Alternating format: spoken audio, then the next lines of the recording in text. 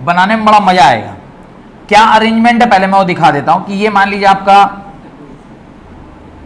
ये parallel plate capacitor था, यहां पर एक हाफ में इधर आपने एक अलग डाइलेक्ट्रिक ले रखा है और दूसरे हाफ में यहां पे आपने एक अलग डाइलेक्ट्रिक ले रखा है। ये दो अलग अलग डाइलेक्ट्रिक हैं और दोनों डाइलेक्ट्रिक में जो इसका वैल्यू है वो C1 है, जो इसका वैल्यू है वो C2 है, इसका वैल्यू है वो K1 है और इसका वैल्यू है K2। ये A है और ये B है। ये फर्स्ट केस है। और सेकेंड जो आपने डाइलेक्ट्रिक बनाया है उसमें जो आपने डाइलेक्ट्रिक इंसर्ट किया है वो कुछ ऐसा इंसर्ट किया है जहां पर आधा यहां पर एक डाइलेक्ट्रिक है और यहां पर दो डाइलेक्ट्रिक है। इसका वैल्यू C1 K1, इसका वैल्यू C2 K2 है। डन। यहां का जो डिस्टेंस है, पूरा डिस्टेंस क्या होता है? D होता है। पर अब ये डाइलेक्ट्रिक इंसर्ट कर दिया तो अब इसका डिस्टेंस क्या हो जाएगा? D/2 और इसका क्या हो जाएगा? D/2। लेकिन क्रॉस सेक्शनल एरिया अगर इसका A था तो तीनों का क्रॉस सेक्शनल एरिया A ही रहेगा। वेयर एज इसका जो क्रॉस सेक्शनल एरिया है अब कितना हो जाएगा? A/2 हो जाएगा। पर डिस्टेंस जो पूरा का पूरा क्या है?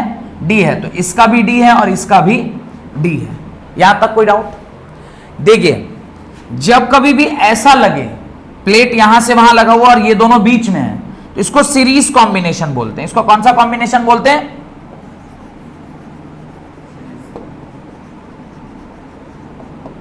Series combination. एक के बाद एक लगा है और ये ऊपर नीचे, तो इसको क्या बोलते हैं? Parallel combination. ये क्या है? Parallel combination. यहां तक कोई डाउट है तो पूछिए। नहीं? चलें आगे बढ़े। अब C1 किसके बराबर? ये A केस के लिए, पहला वाला केस के लिए C1 किसके बराबर हो जाएगा? तो पहले मैं C का फॉर्मूला लिख लेता हूं। C क्या होता है? C होता है ε0 A बाई D के बराबर। ये इन जनरल सब के लिए यही फॉर्मूला है।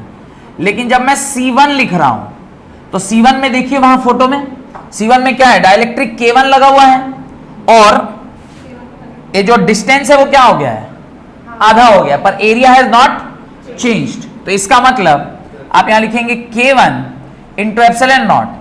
एरिया सेम है पर ये किसके बराबर हो गया है? D/2 के बराबर। और C2 जब लिखेंगे तो क्या लिखेंगे?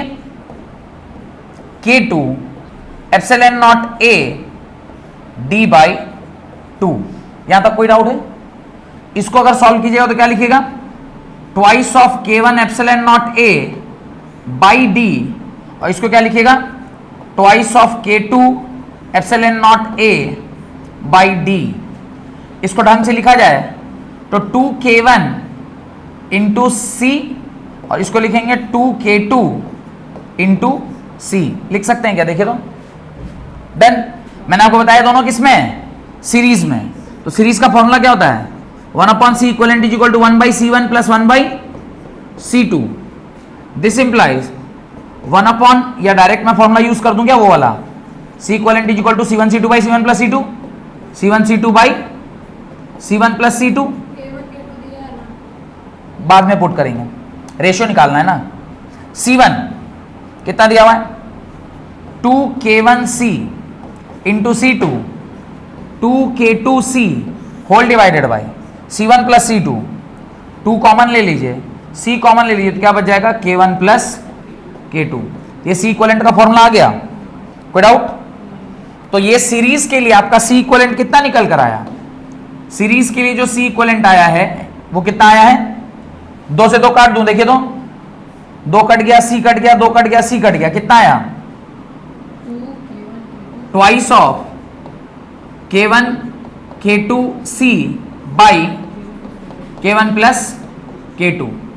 ये आपका पहले वाले केस के लिए सी इक्वलेंट आया, यानी फॉर फर्स्ट केस। बढ़े आगे, बढ़े आगे। अब आइए आप बी केस के लिए। बी केस के लिए भी सी तो वही लिखेंगे, epsilon naught A by D, लेकिन इस बार C1। तो चलते हैं पहले उस डायग्राम के ऊपर ताकि पता चले। अभी इसको अगर ध्यान से देखिएगा, इस बार मेरा डी सेम है पर एरिया क्या हो गया है, आधा हो गया है। तो फॉर्मूला है K1 epsilon naught A by 2 whole divided by D. इसको सॉल्व कीजिएगा तो आएगा K1 epsilon naught A by 2d। तो इसको लिखिएगा K1C by 2, correct. Similarly C2 क्या लिखेंगे, K2 epsilon naught A by 2 by D, that is K2 epsilon naught A by 2d, that is K2C by 2। ये दोनों किस में है, सेकेंड वाले केस में पैरेलल में। तो पैरेलल का सी इक्वलेंट किसके बराबर होता है, C1 प्लस C2 के बराबर। C1 का value K1C by 2 plus K2C by 2। ये C बाई 2 में क्या करता हूं, कॉमन निकाल लेता हूं, क्या बचेगा K1 प्लस K2। यहां तक कोई डाउट है तो पूछिए। तो C इक्वलेंट बी केस के लिए निकल के आया C by 2 K1 plus K2। ये आपको बी केस के लिए, आपको उसका क्या बोला था, रेशियो बोला था ना निकालने के लिए। आपको बोला है भाई इस दोनों का क्या निकाल दीजिए, रेशियो निकाल दीजिए। यानी C equivalent of A whole divided by C equivalent of B, ये बोला है आपको निकालने के लिए, इज इक्वल टू पहले वाले केस का C इक्वलेंट कितना आया था, twice of K1 K2, twice of K1 K2, K1 K2 C by K1 plus K2 whole divided by, दूसरा क्या आया है C बाई 2 ब्रैकेट में K1 प्लस K2, यही है ना, देखिए तो, अरे यही है कि नहीं। अब जो जो कट पिट रहा है काट दीजिए, कुछ नहीं कटेगा। ट्वाइस ऑफ, ये 2 टाइम 4 हो जाएगा, 4K1 K2 C square whole divided by K1 plus K2 का होल स्क्वायर। अब K का वैल्यू पुट कर देते हैं।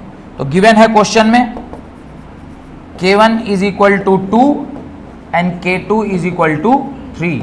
पुट कर दीजिए 4 times K1 2 into 3 into C square whole divided by 2 plus 3 का होल स्क्वायर।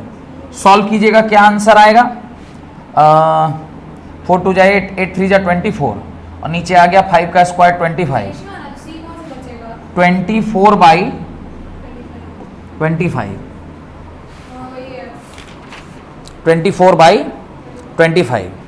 तो ये आया क्या, C स्क्वायर कैसे हो रहा है, नहीं C स्क्वायर कैसे बच रहा है ये सोचने वाले। एक मिनट,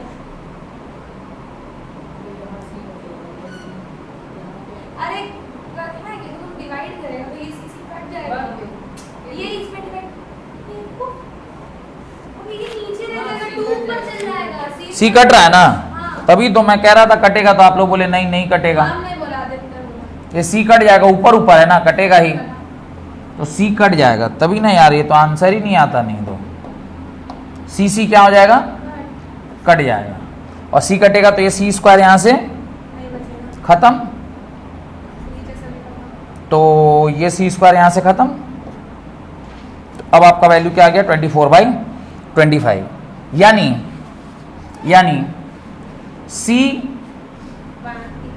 जो equivalent A by C equivalent B is equal to 24 by 25, और ये आपका क्या हो जाएगा, आंसर।